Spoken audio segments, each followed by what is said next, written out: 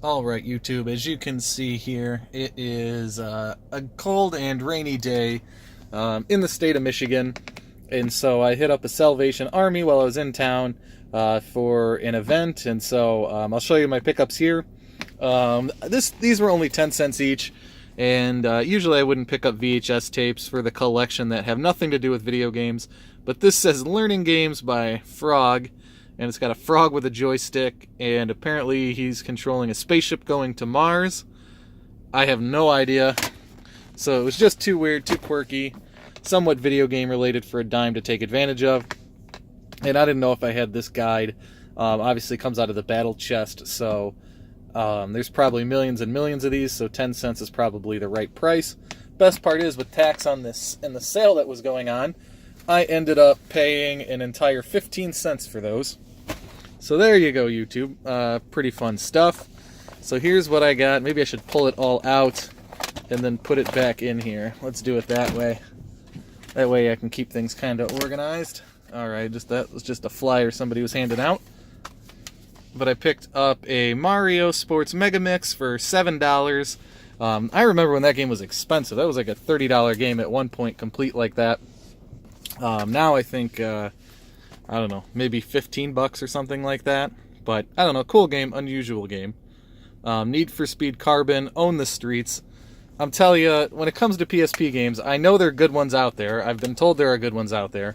I have just never found any of them, and I never seem to. So, that was $2.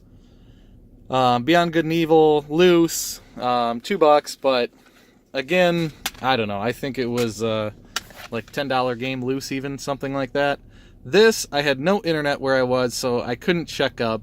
But Return to Undermountain, but it's a Dungeons and Dragons game, and it's based off the Descent engine, so I'm hoping that's something interesting. I try to pick up interesting PC games that never hit consoles whenever I can. Jerry Glanville's Pigskin Footbrawl. So, I don't know. I think that's maybe a $10 game, so I'm hoping for $2 I didn't get totally robbed on that. And a little pickup for the local pop culture store. Hopefully $1 for Kingpin is something that he'll reimburse me for. Hopefully that was a decent purchase. I think it sort of has a cult status or a cult following. So there you go. Holy cow, this is heavy. What do I have in here? Oh yeah, this will be easier to show. So I picked up $10 worth of comics for my local comic guy. Well, these are upside down, but that's why they call me the slob, because you get this kind of camera work. So these are junk comics on top, but below it was a run of like 9 trade paperbacks of The Preacher. So I tried to call him. I was in roaming because, like I said, I can't get internet coverage. I couldn't get cell phone coverage either. And I said, would you buy him? And he said, yeah. And then he goes, how much are they? And it turned out I got the whole stack for $10, but by then the phone had died out. Well, YouTube, I gotta get better at putting it in airplane mode before I do recordings, so sorry that last one cut out, but yeah, basically, what I was saying is that I couldn't get any reception due to being in roaming, and so as such, you know, I just had to buy the comics outright. So hopefully $10 was a good buy on that, and maybe I make a little money on top of it. I paid $1 for the McDonald's Play School, and it makes like a ding, little clubhouse there. I don't know what you call that thing. So hopefully that was a good buy. And I rolled up on a place called Replay here that opens at 11, so I got about another minute to chill. And so I figured I'd pick up part 2 of this video since I didn't get to complete it earlier. I paid $1 for Pokemon the Movie 2000 because the local game store guy has been telling me lately that he's been selling out of all those movies, so there you go. Shaq Fu for $2, hopefully is a good deal. I paid $5 for a kind of beat up Super Mario 2, but hey, it's Mario, so $5 is always probably a good deal. $1 for the 2-disc Platinum Edition, 101 Dalmatians. Usually Disney movies for $1 are always a good deal. $2, way too much for another copy of Halo, but to make the whole deal to get all the other games for $2, you know, sometimes you gotta eat some of the junkier games, and that's the way it is. As I've said before with He-Man, I have a friend who likes this kind of stuff, and so I hope these are He-Man. I hope this is what he likes. So I picked him up for $5 for him, so hopefully he wants them. I'm banking that he does. A boxed Sonic 2, again, that's a pickup for somebody else. Same with San Andreas. I think Need for Speed Most Wanted's a decent game, so I don't know, for $2 I usually don't pick up random games like that. And then the Pokemon Masters Arena. So we're getting to the one game that I actually wanted. Last item, the Godzilla Destroy All Monsters Melee. And so hopefully, that's not a very good view of it. Hopefully that saves the lot, because that's what I wanted out of the lot. And then a 50-cent little Sonic with candy or a rattle in it or something. So nothing crazy, but it's a few things for the collection. And so hopefully a few things I can make a buck on to cover the gas from coming up here. And then maybe I'll find something cool in the video game store and come back out and show you that. So YouTube, I'm out for now. We'll see you later. Hello world, J-Bob the Video Game Slob, coming back at you with another... No, that's not a new pickup. That's not a new pickup. Ignore that. Coming back at you with the follow-up to what I found at that video game store that I was going into at the end of that last video. Sorry for the delay here, but you know, that's the life of things. Things get busy and held up and all that kind of stuff. So these are all doubles. Well, I think they're all doubles anyway. You never know with these weird variants that can sometimes pop in. And so 99 cents, I just don't really turn down 99-cent NES games all that often. Especially when it's Wayne Gretzky, because torn label, yeah, I know. But how many Wayne Gretzky variants are there? I don't even know. I do know this is like the crappiest game on the NES. I hated this game. Argue with me in the comments if you've played Wayne Gretzky on the NES and you love it. But I have a vendetta against this game. I think it's terrible. And if I ever seen Wayne Gretzky in person, I'm going to charge him the like $5 I've spent for the Wayne Gretzky games that I've purchased in my life. So there you go, Wayne Gretzky. If you're watching this, I'm throwing down the gauntlet. It's in your court now.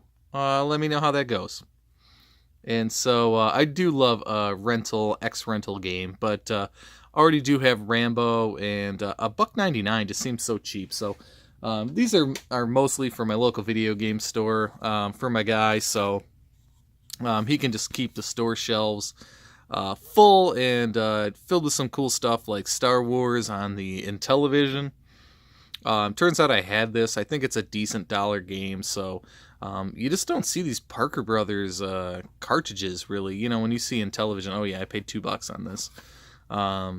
You just don't see these that often, so cool pickup. Hopefully he's going to buy it. If not, I'm stuck with a double. But here you go, an actual Nintendo dog bone. I guess I thought this, there it is. It does have the price. $8 is what I paid for this. Dog bones are a great way to flex if you have a Nintendo. These things are great in terms of like comfortability. If you have an AVS like I have, or any kind of just general HDMI NES system, go ahead and pick up a dog bone because they feel great. But don't get one of the third-party dog bones. They're total ass, and I do not recommend them at all. Speaking of total ass, I paid $6 for a stack of loose discs. Crackdown, just all-time favorite 360 game. You got to get that. Tomb Raider Legends, you know, it's Tomb Raider. Don't sleep on this game. If you don't know the value of Extreme Skate Adventure, you know, it's made by Neversoft. So these are the people that do the Tony Hawk games. Do not sleep on this game, especially if you find it complete. Speaking of sleepers, Road Trip on the PS2. You know, it's always better if you can find it on the GameCube. But a good price on that. Mirror's Edge had a cult following, has since fallen off. But I like to pick it up when I can find it for dirt cheap. Arctic Thunder in the arcade, on the Xbox, on the PS2. I recommend it. Get on that game. Give it a play. I think you'll like it. Destroy All Humans, kind of always a classic. One for the video game store more so than anything. Same with the Burnout Revenge. There's so many good Burnouts. And you can't go wrong with that. Nightcaster, just something you don't see every day for the Xbox, and so it's non-sport, so I said pick that up. 007 Legends on the 360, fantastic game, very playable. I'm always picking up all the Grand Theft Autos, you know that. There was a Grand Theft Auto in the other video, which has already made its way to the store, but there you go. Cell Damage, always one on the hidden gems list, so pick up Cell Damage when you see it. TOC 2, not on any hidden gems. I just kind of like it. I like the TOC series, and so pick them up if you see it. Give it a play if you're into that kind of thing.